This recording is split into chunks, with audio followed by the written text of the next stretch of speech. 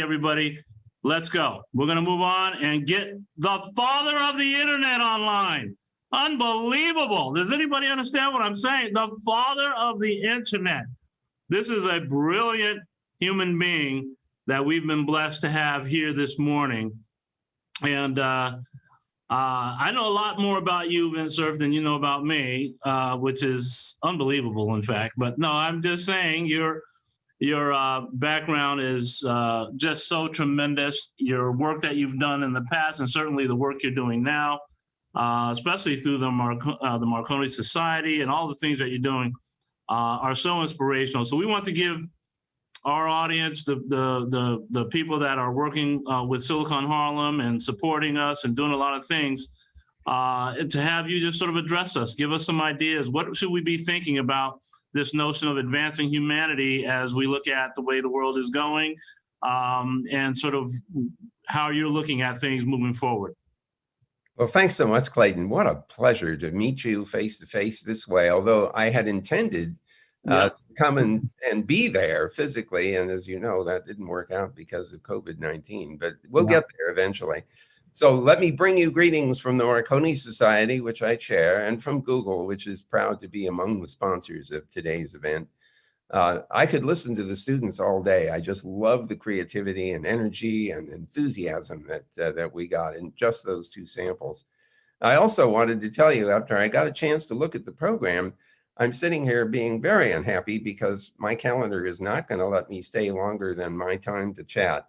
But my God, friends like Merlin Hayes and Prince Constantine and Craig Newmark and Larry Irving and a whole bunch of other people that I haven't met and would like to. But I'm told that this is going to be recorded. So I will promise you I'm going to go listen to the whole shebang once I get a chance. So let me turn to the things that are on my mind right now, and surely on everyone else's. COVID-19 has really exposed some serious fissures in our social, economic, and technological worlds. And I believe that we should take advantage of the spotlight that this pandemic has provided us, despite all of the horrible things that have happened, the lost lives and illnesses and the economic stress and everything else. Don't let a crisis go to waste. Let's take advantage of what we are seeing and learning from this experience, and let's turn it to utility. So as an example of the kind of things that I believe the COVID-19 pandemic has exposed is the way in which healthcare is undertaken. I don't know about the rest of you, but I would call my doctor to try to make an appointment, and he said, don't come into the office because we don't have adequate protection. I'm happy to do a video chat with you. And I'm sitting here thinking, what kind of medicine is that? I mean, you didn't get my blood pressure and my temperature and my pulse and all the other things that you normally expect from an office visit, which led me to conclude that there is a big opportunity in developing what we'll call the Internet of Medical Things. Everybody's heard of IoT, Internet of Things, but the Internet of Medical Things looks like a big opportunity, creating devices that will allow people to obtain a kind of remote office visit by having at least measurement of these various important parameters. And at some point, perhaps we even might get even more elaborate diagnostic capability, including things like being able to test for COVID and have an electronic ability to transmit that data back to the doctor. Just like we could imagine having heart rate mechanisms on your watch as an example. So there are big opportunities, I think, in healthcare that are opening up our eyes are opening up to opportunity because of that. I think the other thing, which is pretty obvious, is what we're doing right this moment, and that's an alternative to travel.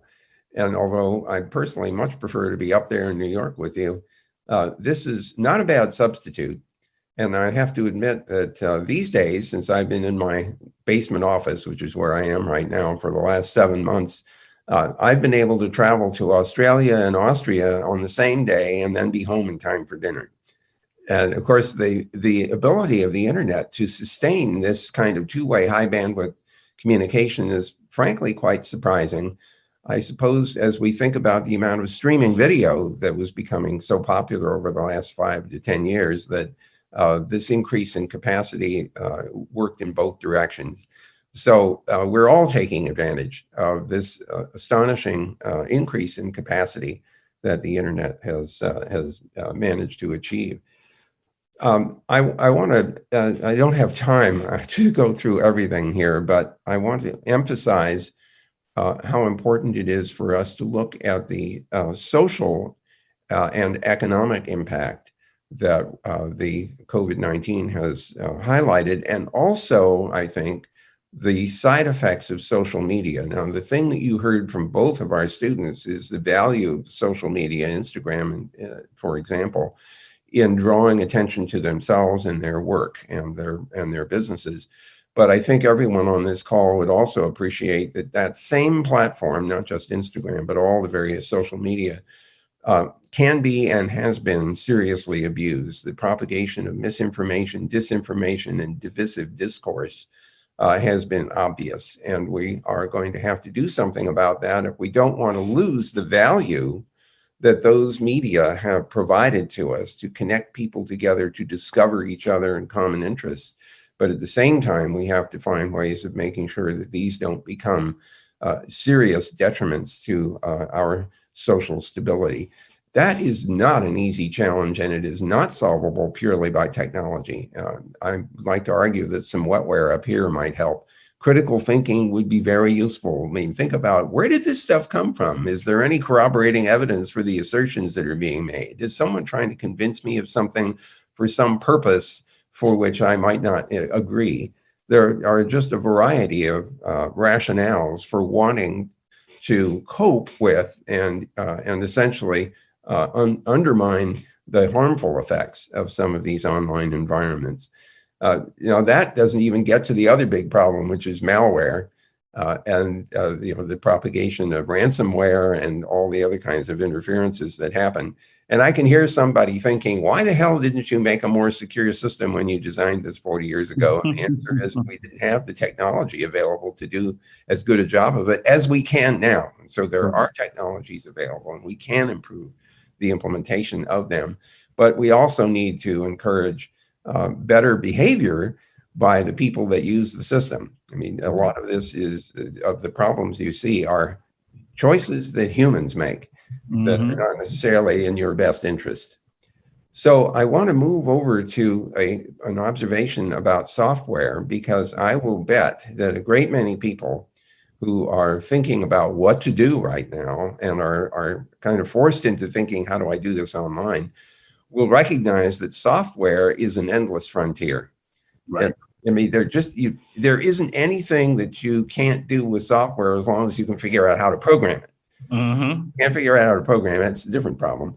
But the point here is that there is just an infinite set of opportunities here. And if you can't program, it's okay. Find somebody else who can, and then get your idea in place. And that's a big opportunity for lots of people.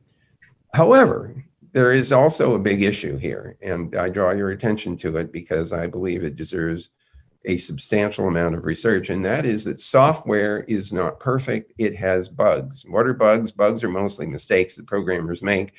And I know I used to make a living writing software, and I have a little dent in my forehead from the millions of times when I've gone, how can I do such a dumbass thing? So we have bugs in the software, and they get exploited by people who don't have your best interest at heart. Yeah. We need to find ways of avoiding the mistakes. We need better software development environments. We need tools that will help us discover what those problems are. And I challenge the research community, the computer science community, to give us much better tools. Not only that, but even after we release software, there are going to be times when we have to fix the bugs that we found. And that means that if somebody is selling you a box full of software, the first question you should ask is, if there's a bug, can you fix it remotely? Can you fix it after I've started to use and rely on this thing? So we are increasingly reliant on software doing what it's supposed to do. And we need to work very hard to make sure that when it doesn't do what it's supposed to do, we can fix it. So that's sort of the broad brush observation about software. We are becoming very dependent on it. Yes. Or we need to be very thoughtful about that dependency and protecting ourselves and others. The last point I wanted to make is about telecommunication. We're using right now optical fiber, radio, and Wi-Fi, and a variety of other things. There may even be some people who are joining us by satellite links. But I just wanted to draw your attention to some additional new technologies that are coming along. One of them is from a company called Loon, which is one of the Alphabet companies, sister of Google. It's balloons at 65,000 feet up in the stratosphere, delivering LTE, 4G, and someday 5G possibilities. And those things are literally free-flying balloons that are in literally low orbit, very low Earth orbit, and they keep them aligned based on the winds that are blowing up at that altitude. Just recently, just a week and a half ago, another thing called Hapsmobile was tested. This is an airplane that's solar powered. It's like a 250-foot wingspan.